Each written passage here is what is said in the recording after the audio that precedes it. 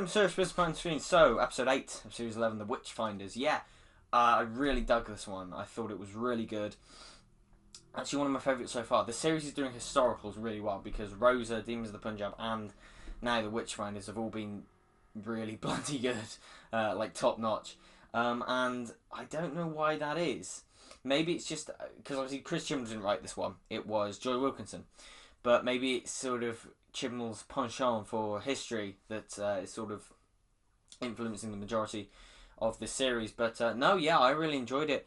I thought it used the gender of the Doctor really well because I've liked that this series that they haven't alluded to it as much. They haven't referred to, like they haven't said, oh, she's a woman every 5 seconds. But it's sort of been that, and in this episode, it's sort of directly affected how she would solve the mystery of what was happening, because she actually had to battle the sexism of the time, and also, you know, she got accused of being a witch, which is a pretty big deal.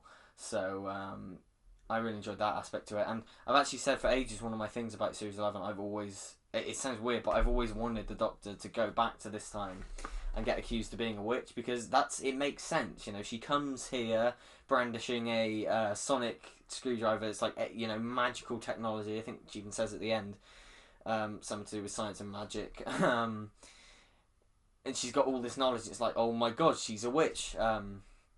That's what the people of that time would absolutely think. So, I don't know, I do love that aspect to the episode. Like Rosa and Demons of the Punjab, it's really great at showing the time and the trials and tribulations that people had to face at that time. And it's... I disagree with a lot of people saying that it's preachy, because it isn't. For me, it's a very much sort of warts and all thing. The episodes sort of go, here's the history, here's what it was like, and you know, there's no getting around that. That's just what it was like. But I'm really enjoying that aspect. I think it's the last historical of the series, which is a shame. Next week's, I think, is present day, and the week after that is obviously on an alien planet. So yeah. Though Alan Cumming was bloody brilliant as James the First. Alan Cumming's a huge actor. So when it was sort of announced, or, you know, it was sort of leaked, wasn't it, for the first time, that he would be playing James the First in this series, and when his name showed up at the end of the trailer, at the end of episode 1, I thought, bloody hell, they've actually got him, because he's huge. He's been in GoldenEye, X2. He's been in so many things that people will recognise him from, and to be honest, all the way through this episode, I was thinking, I'm invincible from GoldenEye. If anyone's seen GoldenEye, I'll get that. But no, I thought it was great. It was just sort of the right level of over the top, and that it wasn't distracting, but at the same time, it was sufficiently goofy enough. And the voice he was doing was very flamboyant and goofy, and yeah, I really dug his performance. So many like quotable lines as well. The bit where he was telling Ryan about his sort of background reminded me so much of the scene with Thor and Rocket from Infinity War, when he says, "Mother killed by a dark elf, father betrayed by my evil sister who cut off my eye."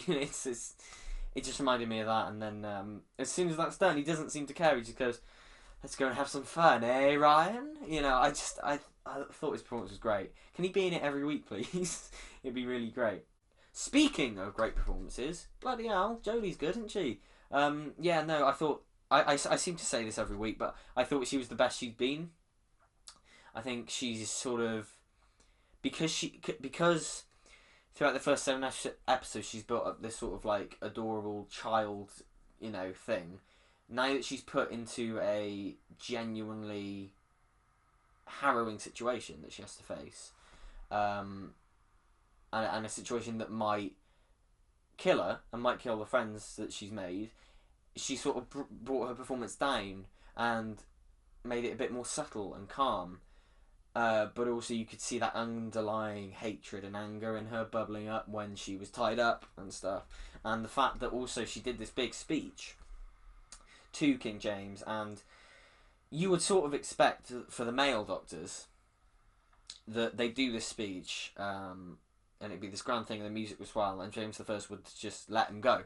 But with her, because of her gender, and because he's got it in his mind, she's a witch, she's an agent of Satan, he's not having any of it, and he just goes, "Nah, you're right, love, you're a witch." So it's like, yeah, no, I really dug it, really dug that. She's And when she was getting on with the thing, and they started accusing her, she's like, "No, wait, no, no, stop it!" And it reminded me of that bit from Midnight when they all start turning on him, and he's like, "Guys, stop! No, stop it!" And it's like, really, really dug it. I didn't particularly think the alien element was necessary, but sort of once it was in its stride, once it sort of got there, once it established the alien element at first, when it established it eventually, when it possessed Janice from Benidorm, I was okay with it. But when the mud came out of the ground and attacked Willa, it was sort of a case of, oh, okay. I was hoping this would be a pure historical, but fine. And then as it went on, I got better with it. But I was certainly, at least for the first half, more invested in what the Doctor was doing, in what King James was doing. Like I was more invested in those stories than what was actually happening with Willow and the what was it called? Morax. That's it.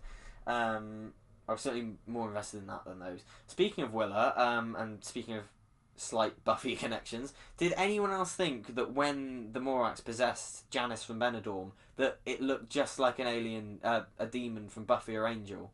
It really did, right? It just had that early 90s, late 90s, sorry, makeup to it. It looked cool. It just reminded me of Buffy or Angel. Specifically Angel. More early Angel, but that's Buffy and Angel. I thought. Speaking of Janice from Benidorm, I thought Siobhan Finneran was really, really good here. Like I said, I have known her for years as Janice in Benidorm, and it's in that she's very mouthy and she speaks with a really strong accent. And in this, when she's being all upper class and sort of serious, it's really weird to see. But yeah, I thought she was great in this. In general, the performances I thought were really good. Willa again was good. I don't think she got a chance to stand out though. I think she was very much until the bit where she put the stick in the flame. I thought she was very much. This is the one-off character the Doctor's going to befriend this episode. I didn't think she was that. She had that much of an identity to her, but she was good for what she was.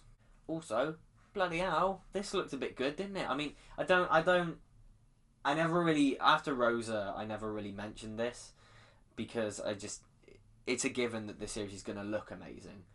But, God, the Witchfinders just looked fantastic. Who directed it? I think it was it Sally Abrahamian that directed it? Or was it Jennifer Perrott? I think it was Sally Abrahamian. Either way, sorry, no, this is the first time a Doctor Who story since, I believe it was Enlightenment was the last one. Mark of the Rani was the last time that a woman wrote and directed Doctor Who, because it was written by Joy Wilkinson, directed by Sally Abrahamian. Good little fact there. But no, I thought the direction was impeccable. My favourite shot, and oh my god, I want this on a poster, is right at the end when James I burn the witch, and he burns the witch, and the Doctor's not best pleased, and she doesn't really say anything. She has a little go at him, and she turns away, and it's raining, and her hair's wet, and it's dripping down, and there's in the foreground, sort of out of focus, is a flame, and you see the Doctor sort of turn around and go like that. It just looks so badass, and it's just, I want that on a poster or a piece of art. It looks so damn cool. I thought it was nice and scary as well. Now, if this were me, I would have switched this to earlier in the series. In fact, I've been thinking about this a lot. I would have switched Series 11 around massively. I would have put it, so far, just these 8 episodes, not including the 9 and 10, because I haven't seen those yet, but I would have ordered Series 11, Episode 1, The Woman Who Fell to Earth, Episode 2, The Ghost Monument, Episode 3, Rosa, Episode 4, Kablam, Episode 5, The Witchfinders, Episode 6, Arachnids in the UK, Episode 7, Demons of the Punjab, Episode 8, The Saranga Conundrum. Because the Saranga Conundrum feels very much, these guys have been at it for a while. This is a team that's been functioning for a while, and a team that has been working together for a while.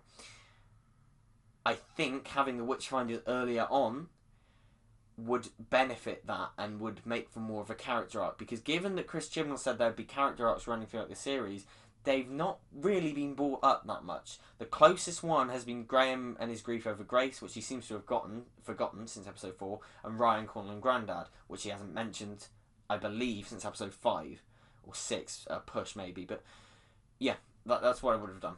But yeah, no, I don't really know what else there is to say. I think it was a really bloody good bit of TV. Lovely and scary and atmospheric and dark and scary, genuinely scary. Those zombies were really quite freaky, as was Janice from Benidorm when she was possessed. It looked amazing. All the performances were fantastic, particularly Jodie Whittaker and Alan Cumming. I just thought it was great, and definitely one I'll be, in a rush to revisit once the box set comes out. I think this and Rosa are my two favourites so far. I think they've been both great. I think Rosa's still the king for me, but this was really good as well. So yeah, what did you think of the Witchfinders? Also, you may notice I've got an external microphone. I don't know how that's going to go. I'm not sure how the audio is going to be, but I'll give it a go for this video. And also a light. Let there be light. I'm actually, in focus and definition now instead of the crappy light I had before. Isn't that weird? But yeah, no. What did you think of the Witchfinders?